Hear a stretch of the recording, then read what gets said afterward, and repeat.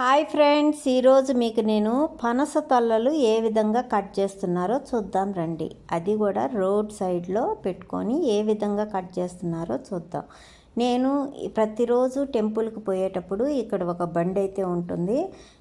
ఈ ఒక్కొక్క రోజు చిన్న చిన్నగా అనిపిస్తాయి, ఒక్కొక్క రోజు బాగా పెద్ద తొలలు కనపడతాయి. సరే, ఈరోజు అయితే చాలా పెద్ద తొలలు, భలే బాగుంది కాయి.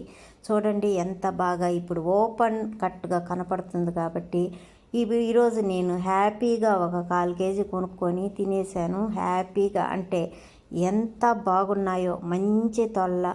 అది మీరు ఒక కాయల్లా ఇంటికి తెచ్చాము, ఆ కాయ లోపల సరిగ్గా ఉండకపోవచ్చు, దాన్ని కొయ్యకుండా కొల్లబెట్టచ్చు.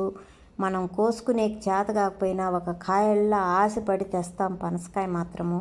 అది 10 మందికి ఇస్తామనే తెస్తాము, కానీ అది కొయ్యలేక అలాగే కొల్లబెట్టి, లేకపోతే లోపల తొల్లలు లేక, ఈ విధంగా ఎన్నో రకాల సార్లు జరుగుండాయి. కాబట్టి ఈరోజు మీకు నేను ఈ వీడియో ఎందుకు చేస్తున్నాను అంటే, పనస తొల్ల మాత్రం బయట ఈ విధంగా కట్ చేసేటప్పుడు చూడండి, మంచి కాయ దొరికింది, మంచి తొల్లలు దొరికాయి అంటే మీరు అప్పటికప్పుడు ఆ తొల్లలు కొనుక్కొని తినేసేయండి. లేకపోతే ఇంకా ఒక 10 తొల్లలు ఎక్స్ట్రా కొనుక్కొని ఎవరికైనా ఇవ్వాలంటే ఇచ్చేసేయండి.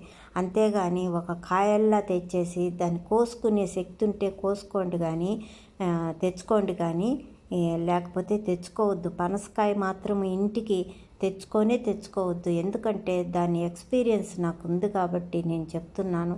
పనసకాయ ఆశపడి తెస్తాము, దాన్ని కట్ చేయడానికి అవ్వక 2 రోజులు అలా పెడితే 3వ రోజుకి అది కుళ్ళిపోతుంది, లోపలంతా మెత్తగా అయిపోతుంది. అందుకోసం చెప్తున్నాను. ఈ విధంగా మంచి తొల్లలు దొరికాయనుకోండి, వెంటనే కొనేసుకొని మీ ఆశ అయితే తీర్చేసుకోండి. ఈ వీడియో నచ్చితే లైక్, షేర్, సబ్స్క్రైబ్.